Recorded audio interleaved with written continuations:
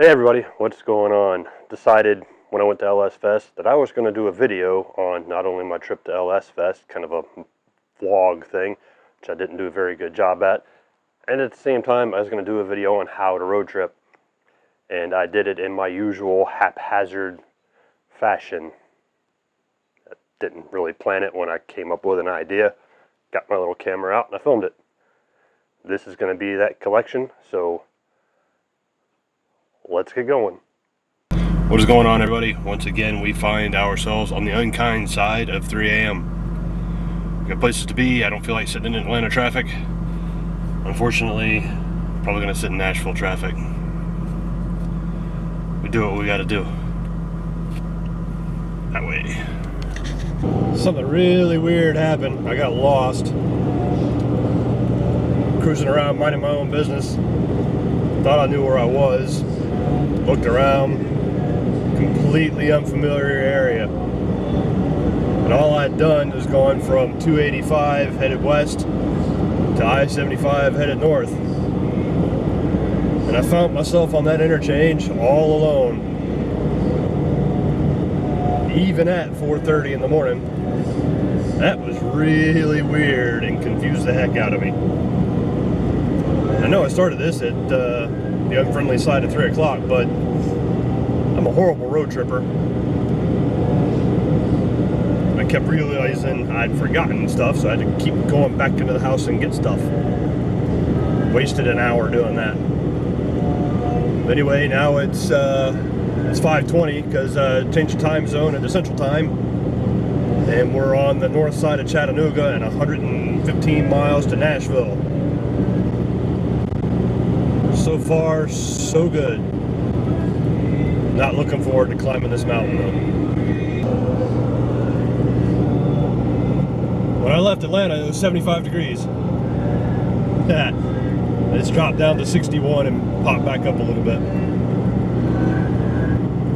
I ain't complaining. Just wish I'd brought some long sleeves. Again.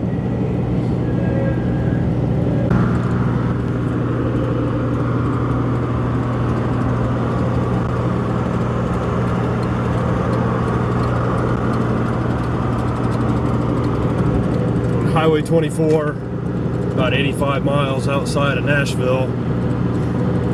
This road is rad. Every time I drive through here, it happens to be pretty early in the morning. And I'm always driving in the clouds when I'm up here. You're up so high. Climbing up that mountain, my ears popped. My water bottle collapsed. It was really neat. I guess you can call that fog, but since we climbed up into it, I'm calling it clouds.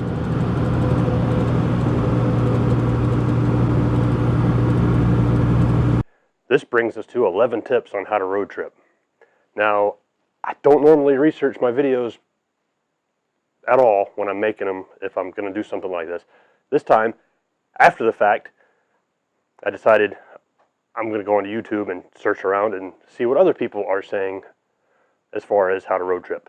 A lot of them stated like really obvious things, and I had already made the determination not to give a bunch of frou-frou tips like make sure you have a spare tire and it's full of air, make sure you know how to use your jack, make sure your car's in good shape. I kind of always ignore that, but oh well. Some of the tips I'm going to be giving out are some tips other people have given out. They're kind of obvious, but some people just don't think about them. So I'm going to go ahead and keep those in there, even though it repeats what some other people have said. Let's start with tip number 1. How fast should you go? Take your time when you're on the road. There's going to be only one time you're ever on that exact road, at that exact time, going that exact place, in those exact weather conditions. Just take your time, look around, enjoy it. Hey, why not? What else are you going to do? In other news, it's gone down into the 50s. I really wish I brought long sleeves.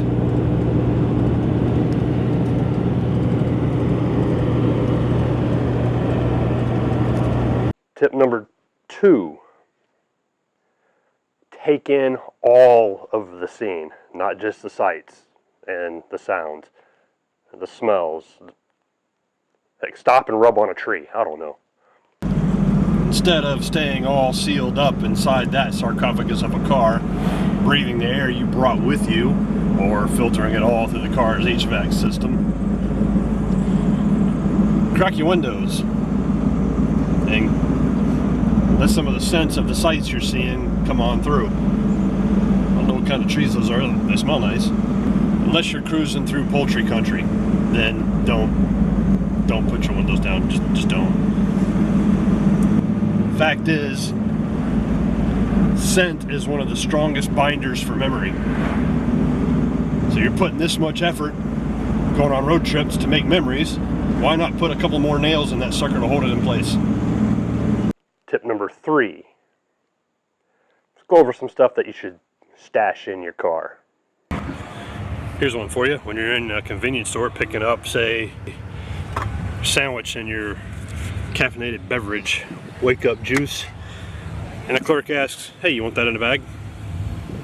You say yes, even if you're just going to carry it out in one hand.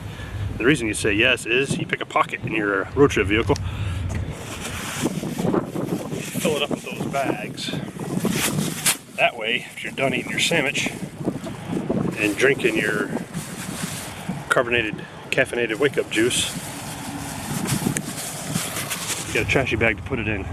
Keep the cabin of your road trip ride clean. Baggies aren't just for trash. Say you get stuck at a drag strip in the rain, your socks wet, your shoes wet. You have a change of socks, but no shoes. Well, fresh socks ain't gonna help you any if you got wet shoes. Put socks on, sock feet in the baggie in the shoe, keep your feet dry until your shoes dry out. That's just one use. Tip number 4. More stuff you should stash in your road trip car. Also, if you're out trip-defying and you're in, say, a convenience store picking up a sandwich, which you can eat with your hands, and your canned, carbonated, caffeinated wake-up beverage, go ahead and grab some utensils and stash those in a pocket in your road trip vehicle. That way, if you ever need it, like I did once, and I thought I had some utensils stashed and I didn't, I had to make a fork out of zip ties and duct tape. It worked, it was really cool, but kind of awkward. Tip number 5. Pack some replacement parts. Another useful thing for road trips, duct tape and zip ties. Those are must-haves. Now, what are you going to use duct tape for on your average road trip? Well, I had to do that again, because that little insert's rattling like crazy, driving me bananas.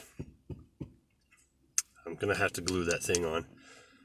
Problem being with that, sitting out in the parking lot, it's 100 degrees outside, go to get in your car and go to start it and grab a hold of that duct tape gear shift, you're not getting your hand back for a minute. Then you're going to be screaming. And now we got some footage of stuff actually happening at LS Fest. Big crowds, a lot of cool stuff. I didn't shoot a lot of stuff video-wise. I was really too busy hanging out, talking to people, making friends. Didn't bump into anybody I knew there. I did get to meet a bunch of new people. Probably see them again there next year. And I suppose this is road trip tip number 5.5. Don't get so hung up on documenting everything, video, photo, whatever, that you forget to actually be there.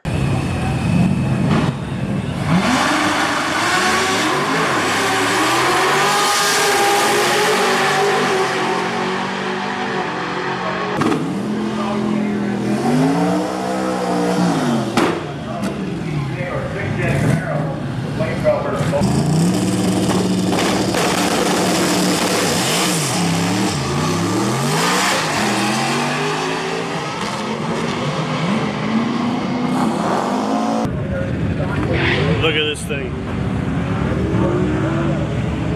Radiator number 1, engine number 1. Go around, that's in the back, let's go around to the front. So radiator number 2, engine number 2. It's a Hot Rod Garage Twin Impala. This thing is rad.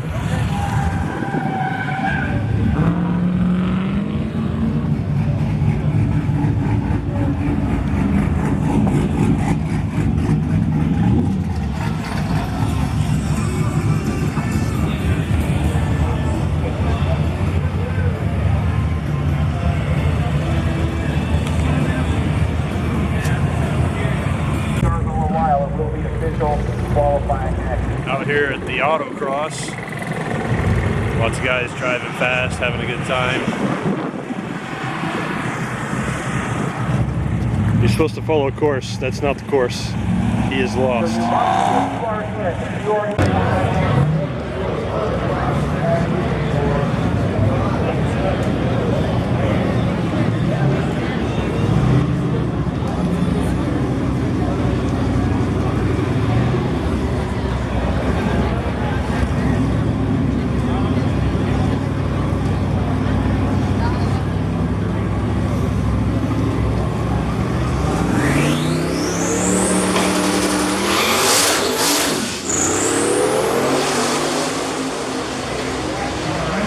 Saturday, day 2.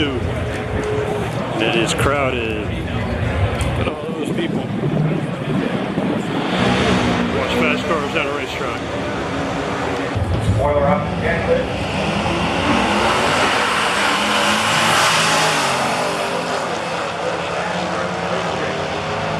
Tip number 6. Get out the house early. Leave early. Check that out. Catch the sunrise. Stop somewhere and watch the sunrise.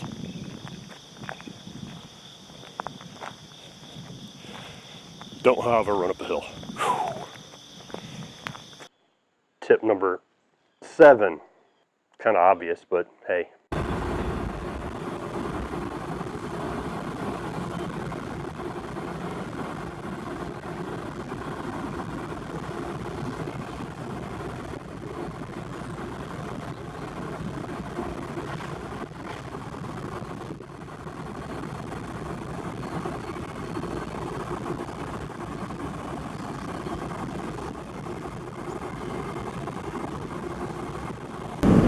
That right there is why you take back roads on road trips. Dang. Tip number 8. The older you get, the harder it is. Take every opportunity to avail yourself to a restroom. Stop often. See some cool stuff like that at some of these rest stops. Tribute to welding. I can remember when I used to road trip 20 years ago, I'd try to take care of the big 3 all at once. Fill up the tank, fill up my belly, and go to the restroom. But being 44 years old and riding in a vehicle with tall sidewall, bouncy tires, and a stiff suspension takes its toll on your bladder. And I'm old and I need to stretch more. So stop often. Look at cool stuff. Tip number 9. Feed your face. Whenever the opportunity arises, definitely avail yourself to some of the local cuisine. This beats the heck out of McDonald's. I mean, check that out. Just a local joint on the side of the road. Hit those guys up first. If you're out and about on I-40 in Tennessee and you get near the town of Silver Point, where you need to stop. Rose Garden Restaurant. It's a good spot for breakfast. Looks like a good spot for dinner too. Oh, now I gotta waddle back to my truck. Tip number 10. If you're gonna hit up the rest stops. If you're cruising through and you're making use of a rest stop, take a second, find the guest book, sign it. States use those to determine how much tax dollars go towards rest stops. And I know you want a rest stop. Last thing you want is to be cruising along, get stuck in the middle of nowhere, caught short in need of a bathroom break, and see rest stop closed. So take a second, fill that sucker out. Tip number